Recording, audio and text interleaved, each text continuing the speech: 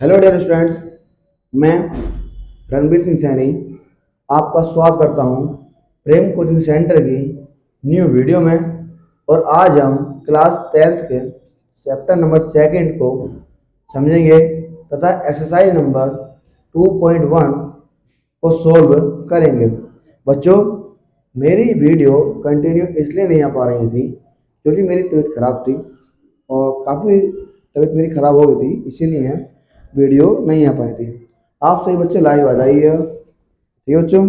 तथा बाकी आपके जितने भी स्टूडेंट्स हैं उन सभी को वीडियो शेयर कीजिए ताकि आपके जो स्टूडेंट्स हैं यानी कि आपके जो फ्रेंड्स हैं या जो मिलने वाले हैं वो भी इस वीडियो को देखें तथा अपनी मैथ्स को थोड़ा अच्छा करें। ठीक है बच्चों, मैं आपको बता दूं कि आज जो हम चैप्टर शुरू कर रहे हैं बहुपद, ये आप लोग बहुत ही टाइम से पढ़ते हुए आते हो, लगभग 5th क्लास से ये चैप्टर शुरू हो जाता है। ठीक है बच्चों, तो आप इससे मिले जुले होंगे, लेकिन आप कुछ टर्म्स होती हैं जो नहीं आएंगी, वो मैं आपको आज समझा दूंगा अभी। ठीक है बच्चों, आप सभी इस वीडियो को लाइक, शेयर तथा हमारे चैनल को सब्सक्राइब जरूर करें। और अब हम समझेंगे क्लास 10th के चैप्टर नंबर सेकंड को।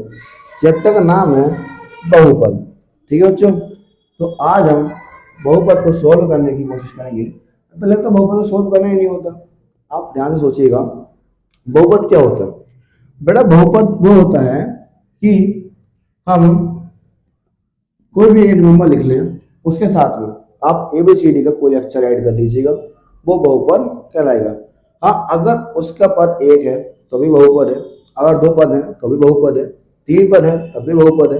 बहुपद का मतलब है कि अनेक पद होना। ठीक है, असल में जो लिखा है ना है बहु, बहु का मतलब है अनेक, और ये तो आप जानते होगे पद। ठीक है, मतलब ये है कि आपका किसी भी संख्या को जोड़, घटा, भाग, गुणा के द्वारा अनेक पदों में लिखना बहुपद कहलाता है। ठीक है बच्चों, अभी हम क्या करेंगे, यहाँ पे मान लीजिएगा मैंने यहाँ पर लिखा कि 6x + 7, ये भी हमारा एक बहुपद है। अब आप ये पूछेंगे कि ये बहुपद में है तो क्या है। देखो बच्चों, आपको बता दूं कि ये जो नंबर लिखा है और ये जो नंबर लिखा है, ये दोनों के दोनों हमारे अक्षर, सॉरी, हाँ ठीक है, ये दोनों के दोनों नंबर हमारे चर पद हैं। और ये जो आपने x देखा, ये चर पद है। ये दोनों क्या है, अचर पद है, और ये क्या है, चर पद है। मतलब अगर मैं आपसे कहूँ कि चर पद क्या होता है तो आपको बता दूं कि A से लेके Z तक, यानी A to Z सारे के सारे जो भी अल्फाबेट होते हैं ये सब के सब चर होंगे। ठीक है बच्चों, अगर मैं इनको स्मॉल में लिख दूं ये तब भी चर ही होंगे। तो बात आती है कि अचर पद क्या है। बच्चों, अचर पद जितने भी नंबर्स होते हैं, जितने भी नंबर्स होते हैं ये सब के सब अचर पद होते हैं, चाहे हम -3 ले लें, -6 ले लें या कुछ भी ले लें। एक बात ध्यान रखना, नंबर्स में भी आपके जो अचर पद होंगे वो आपके पूर्ण संख्याएं होंगी। क्या होंगे बच्चों? पूर्ण संख्याएं। अब आप ये जानते होंगे कि पूर्ण संख्याओं में प्राकृतिक संख्याएं, क्या प्राकृतिक संख्याएं, क्योंकि मैंने ये पिछले चैप्टर में ही पढ़ाया था कि प्राकृतिक संख्याएं हो या पूर्णांक हो, ठीक है बच्चों, रियल नंबर्स होते हैं, यानी कि वास्तविक संख्याएं। वास्तविक संख्याएं ये भी इसी में आती हैं, साथ में परिमेय संख्याएं, परिमेय संख्याएं भी इसी में आती हैं। ठीक है बच्चों, तो अब हम जो करेंगे, देखिएगा, अभी हमने चर और अचर को पढ़ लिया है। अभी हम आपको बताते हैं कि बहुपद तो बहुत सारे हो गए, कुछ टर्म्स आती हैं जैसे कि एक पदीय बहु, ठीक है, एक पद या द्विपदीय, क्या द्विपदीय, ठीक है, या त्रिपदीय, इस टाइप से हमारे बहुपद आ जाएंगे। अच्छा मैं आपको बता दूं कि जो एक पदीय होता है, ठीक है, इसका मतलब क्या होता है। एक पद का मतलब है कि अगर मान लीजिएगा मैंने 7 के साथ में एक्स लिख दिया तो ये एक पद है। क्या है ये? एक पद है। दो पद तो नहीं है बच्चों, एक ही पद दिख रहा है आपको। अगर मैंने यहाँ पे लिख दिया -6z तो अभी ये एक पद होगा। ठीक है बच्चों, अब मैं आपको बता दें कि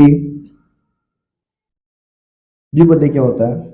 तो आप इन सब के साथ में कोई सा भी एक पद ऐड कर लीजिएगा, कोई सा भी एक पद ऐड कर लीजिएगा। चाहे तो आप इसको ऐड कर लीजिए, चाहो तो आप इसमें 6 को ऐड कर लीजिए, ये द्विपदीय हो जाएगा। बच्चों एक बात ध्यान रखना, जितने भी स्टूडेंट्स होते हैं उनको एक कंफ्यूजन होता है कि एक पदीय और रेखिक बहुपद, एक पदीय और रेखिक बहुपद, ठीक है, द्विपदीय और द्विघात बहुपद, द्विघात बहुपद। देखो जो भी पद में हो, ठीक है, एक पद हो या दो पद हो, वहां पर आप देखना कि हाँ अगर एक पद है तो एक पदीय, दो पद है द्विपदीय, ठीक है। लेकिन मैं आपको बता दूं रेखिक बहुपद क्या होता है और द्विघात बहुपद क्या होता है। आपको बता दूं कि घात क्या होती है, क्योंकि इसमें घात से ही संबंधित कुछ ना कुछ आएगा। मान लीजिए कि ये कोई भी एक नंबर लिखा है या कोई भी एक एल्जेब्रिक नंबर लिखा है, जैसे एक्स वाई जेड कुछ भी, और इसके ऊपर आपने कोई भी एक नंबर लिख दिया है, ठीक है बच्चों। तो जो ये ऊपर लिखा हुआ है ये हमारा घात होता है, या इसको हम कभी कभी घातांक भी बोल देते हैं। और जो ये नीचे होता है ये हमारा आधार होता है, ठीक है बच्चों। तो अगर मैं आपसे कहूं कि जिस बहुपद की घात एक होती है, एक होती है, वो रेखिक बहुपद होता है। अगर आपको इसको उदाहरण लिखने हैं तो इसको उदाहरण आप इधर लिख लीजिएगा, जैसे कि मैंने आपको लिखवाया 3x + 7, ये भी एक रेखिक बहुपद है। क्यों? क्योंकि यहाँ पर x की घात एक है, जिसकी घात लिखी हुई नहीं है आप समझ लेना कि उसकी घात एक है, ठीक है बच्चों। तो जिसकी घात कुछ नहीं होती है उसकी घात एक होती है, ठीक है। अभी मैं यहाँ पे लिख दूँ x + y + 7, तो ये भी क्या है, एक रेखीय बहुपद होगा, क्योंकि x की घात भी एक है और y की घात भी एक ही है। अब अगर हम बात करूं द्विघात बहुपद क्या होते हैं, तो जिस बहुपद की घात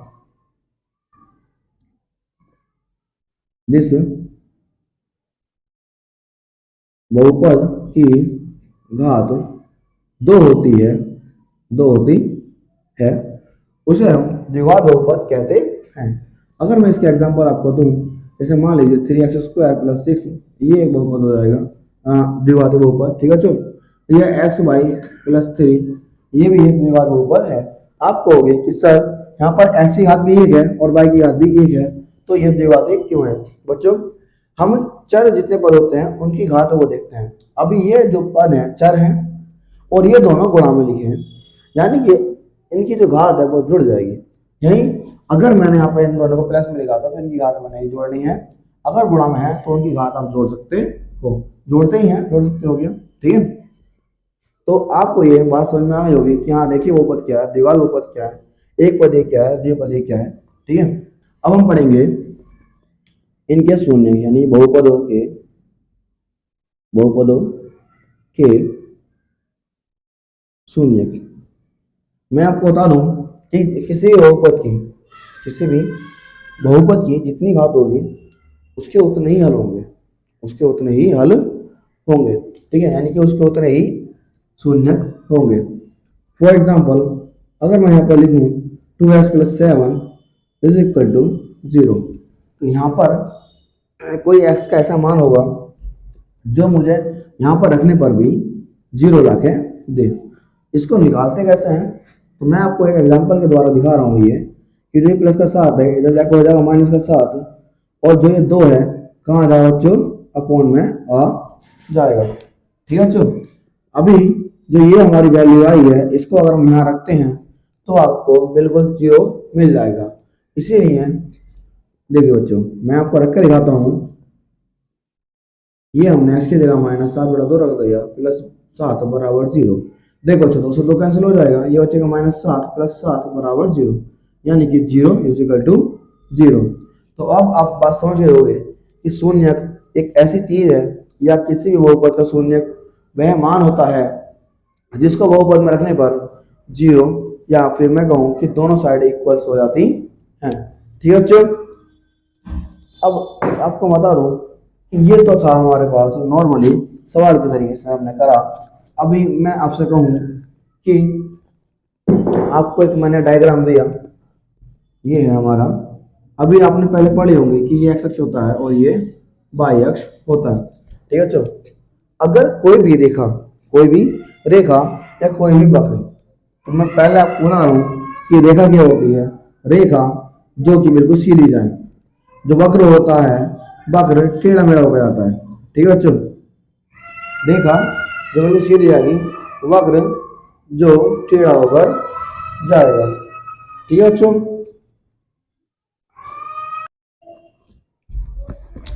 तो बच्चों मैंने आपसे बताया था कि ये रेखा है और ये वक्र है। तो अगर मैं आपसे कहूं कि रेखा मान लीजिए मैंने ऐसे खींच दी है, तो एक्स अक्ष को या वाई अक्ष को इसने जितनी बार कट करा होगा उतने ही उसके शून्यक होंगे। फिलहाल देखिएगा, इसने वाई अक्ष को एक बार कट करा है, यानी कि इसका एक हल होगा। ठीक है, अच्छा शून्य को बता दूं, शून्य का मतलब हल ही होता है।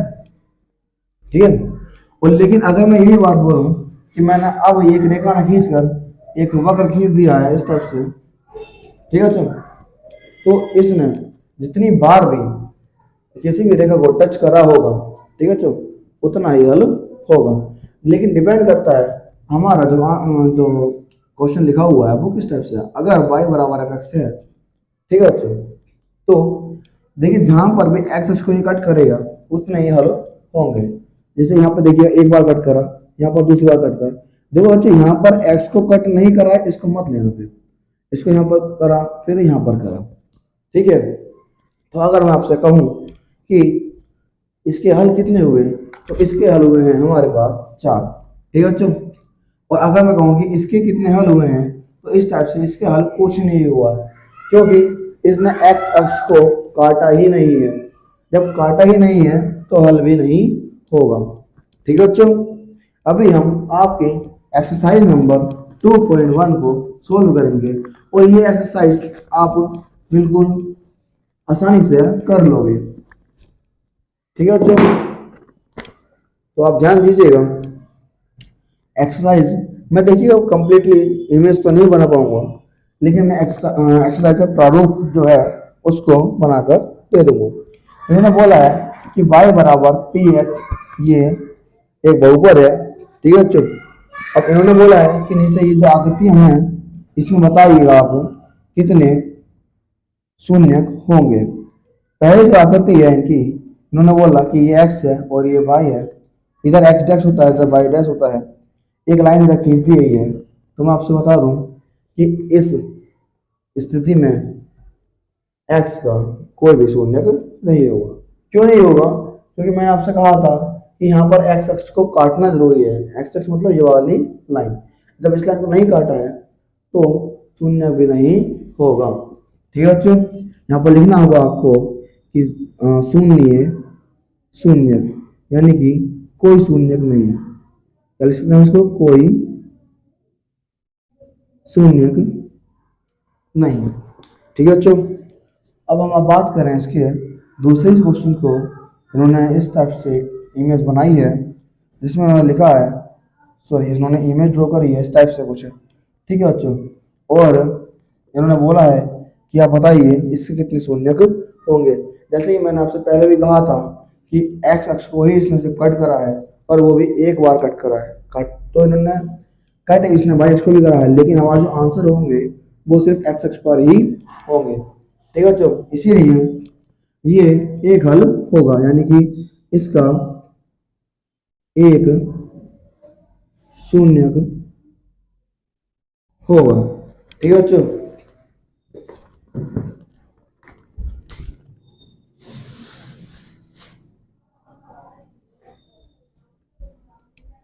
तो बच्चों मैं इसको रफ कर रहा हूँ। बच्चों इसकी जो आकृति है वो कुछ इस टाइप से है। तो ये मान लीजिएगा ओ है, ये बाई बाई डैश है। तो जैसे कि मैंने आपसे कहा था कि जब भी ये एक्स अक्ष पर कट करेगा तभी हमारा आंसर होगा। यानी कि जितनी बार ये एक्स अक्ष को कट करता है उतनी ही हमारे शून्य होंगे। इस बार इसने एक्स अक्ष को एक बार यहाँ कट करा है, एक बार यहाँ कट करा है और एक बार यहाँ कट करा है, यानी कि हमारे शून्य 3 है। तो यहाँ पर हम लिख सकते हैं कि इसके 3 शून्यक हैं। ठीक है बच्चों, तो हमारी जो आकृति है थर्ड वाली, इसके मैंने आपको शून्यक बता दिए हैं, साथ में ये भी बता दिया है क्यों है। ठीक है बच्चों, अभी देखिएगा ये हमारी अगली आकृति है।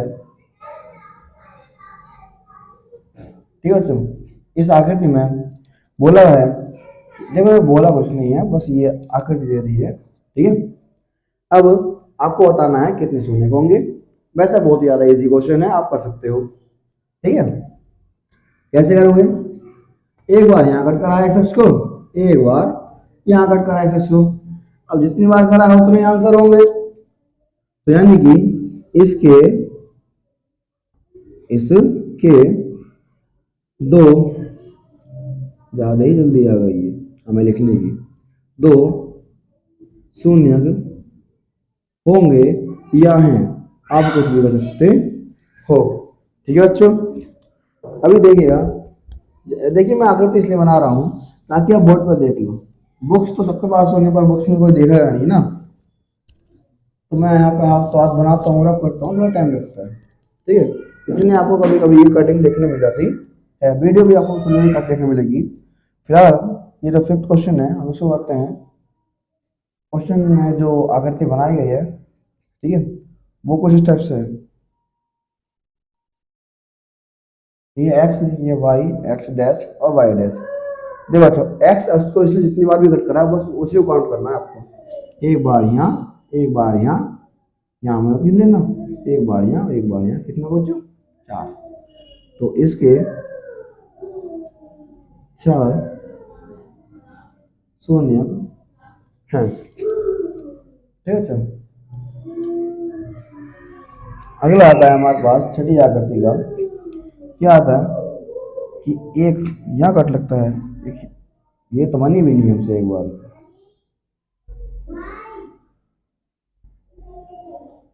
भाई ये आकृति को ज़्यादा शानदार लग रहा है। X by x dash by dash. बच्चों देखिए, एक्स एक्स ने एक बार यहाँ कट करा, एक बार यहाँ और एक बार यहाँ कट नहीं करा, देखो यहाँ तो मिली है बस। ठीक है, तो यहाँ मिली तो है कम से कम। जहाँ टच करेगा या कट करेगा वहाँ शून्य मिलेगा। तो 2 यहाँ, 1 यहाँ, कितने शून्य इसके? तो इसके 3 शून्य हैं। तो बच्चों आज हमने करी है एक्सरसाइज नंबर 2.1 और नेक्स्ट वीडियो में हम करेंगे एक्सरसाइज नंबर 2.2 और उसके फॉर्मूलाज करेंगे। बच्चों एक बात मैं बता दूँ, मैं वीडियो की जो टाइम लिमिट होती है या जो ड्यूरेशन होती है कम इसलिए रखता हूँ ताकि आप बोर भी ना हो और एक्सरसाइज को भी अच्छे से सीख जाओ। ठीक है बच्चों, और आप इस वीडियो को लाइक, शेयर तथा हमारे चैनल को सब्सक्राइब जरूर करें।